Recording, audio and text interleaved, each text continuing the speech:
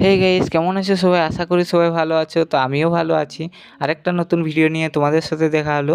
তো অ্যাকচুয়ালি অনেক দিন ধরে ভিডিও আসছিল না, কারণ আমার বাড়িতে কিছু পারিবারিক প্রবলেম ছিল, যার জন্য ভিডিও আনতে পারছিলাম না। তো গাইস, ফাইনালি একটা নতুন ভিডিও নিয়ে আবার দেখা হলো। তো তোমরা অনেকেই নোটিস করছো হয়তো আমি কেন রেডি হচ্ছি। তো অ্যাকচুয়ালি আমার একটা দাদুর বিয়ে আছে, তো তার বিয়েতে আজকে নেমন্তন্ন আছে, যাব ওখানে। এবং স্পেশালি যেটা আজকে আমরা আদিবাসী একটা প্রোগ্রামে যাব। তো দেখতে থাকো গাইস আমাদের ব্লগটা। সো কথা বলতে বলতে আমিও ওই পাশে রেডি হয়ে গেলাম। তো দেখতেই পাচ্ছ গাইস, তো আমাকে কেমন লাগছে এই লুকিংয়ে সবাই একটু কমেন্ট করে জানিয়ে। আর ওপাশে আমি গিফটটা রেখেছি, তো গিফটটা নিয়ে এখন আসবো। তো এটা হচ্ছে আমাদের গিফট, যেটা এটা হচ্ছে সাদা কাপড়ে মোড়া। তো ওকে বিধবা বানিয়ে দিয়েছি গাইস। আর এর ভেতরে কি আছে তোমরা সবাই গেস্ট করো গাইস। আর আমরা তো বেরিয়ে পড়ি অন্ধকারে। সো বাড়ি থেকে আমরা সিধা চলে আসলাম বিয়েবাড়ির মণ্ডপে, যেখানে বিয়েবাড়ি হচ্ছে।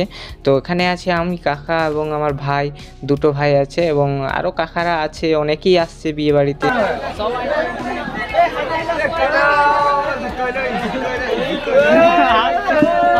সো এখানে সেই লেভেলের এনজয় হচ্ছে। আর এই পাশে আমার দাদুর বউ আছে।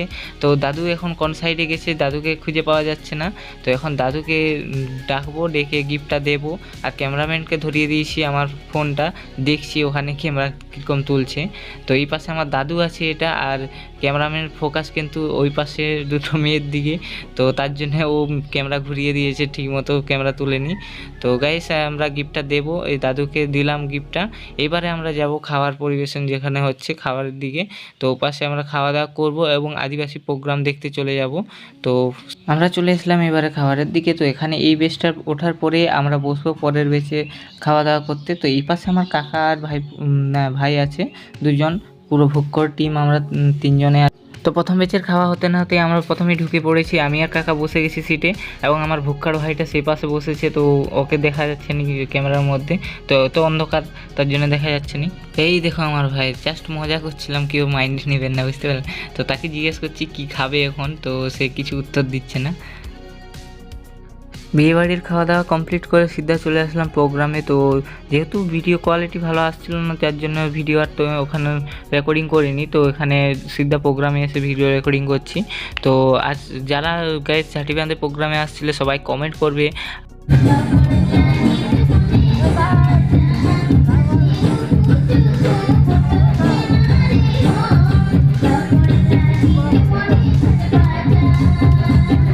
মেয়েটার গানের গলার সুর যেরকম সেরকমই দেখতে সুন্দর। তো মেয়েটাকে দেখে ক্রাশ খেয়ে গেছি গাইস।